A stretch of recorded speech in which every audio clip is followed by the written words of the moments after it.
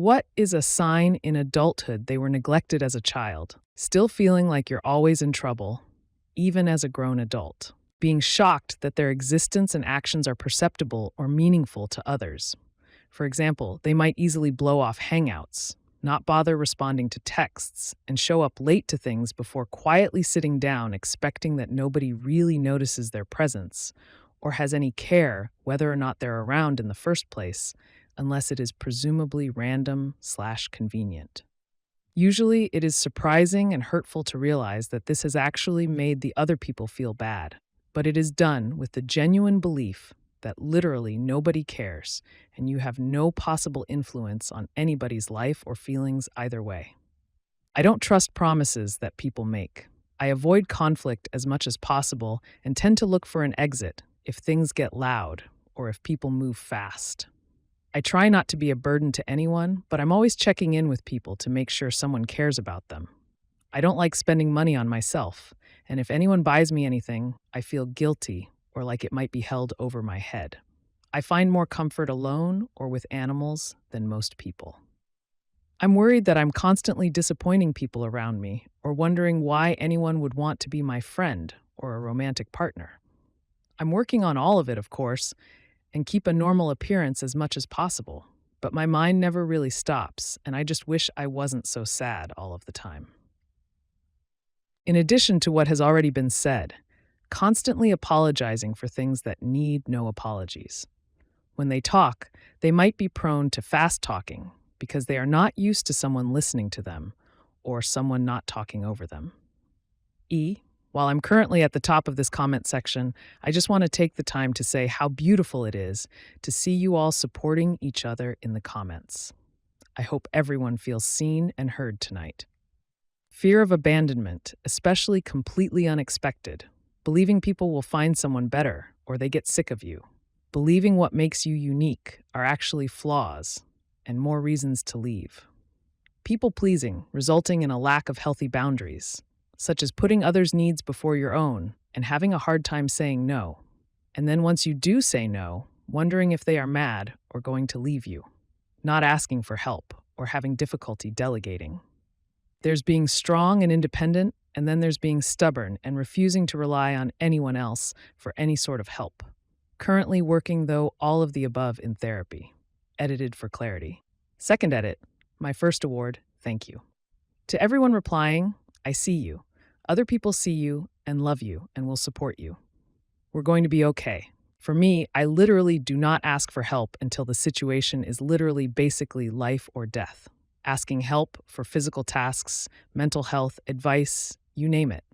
I'm a hyper-independent individual, and being vulnerable and open just isn't in my personality. Edit. Just wanted to say, I'm amazed how many people have the same type of experience and mindset. I've also received a lot of depressing comments too. If any of y'all ever want to talk, DMs are open. Although, ironically, I know most of y'all won't. Try to be invisible.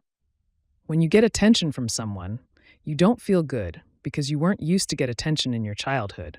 That's why you don't like to show yourself and try to be as invisible as possible.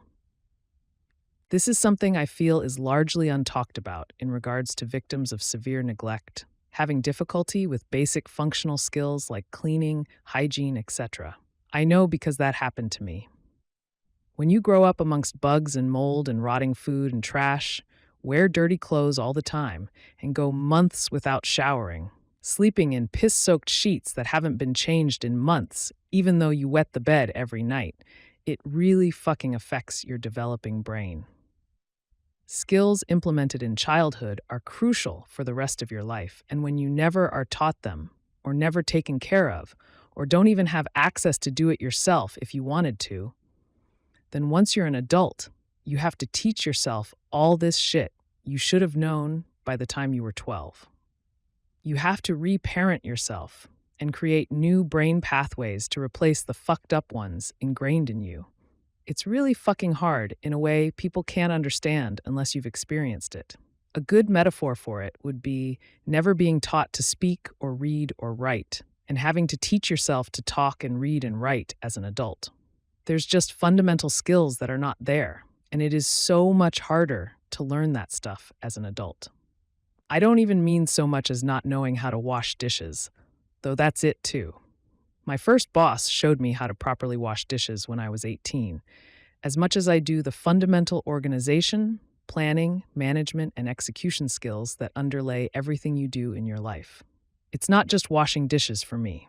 Every step in washing dishes is its own task that requires its own management, organization, planning, and execution. So washing dishes is actually 20 different individual tasks, and all of those things are overwhelming. Going back to the never learning how to talk to read or write metaphor, it's like it's never just saying, reading, writing words for me. Every single movement of my mouth, every single letter requires as much effort for me as it does for someone else to just say the word. By the time I'm done with everyone else is done with the whole alphabet. It's hard to explain, and I'm not sure if I'm doing a good job at trying to. There's just a piece missing that everyone else has, but I don't. People pleaser, over apologetic, says, I'm sorry a lot, even when it's not their fault. Difficulty making decisions, self-critical, low self-esteem, self-soothing behaviors such as humming, rocking body, or feet. Shares a lot of ADHD-like symptoms and might even be diagnosed with ADHD. Panic attacks at random times and not knowing the reason for the sudden panic attack. Anxious around holidays or certain annual events. Struggle with being the center of attention. Sometimes little things will cause a big emotional reaction. Difficulty asking for help.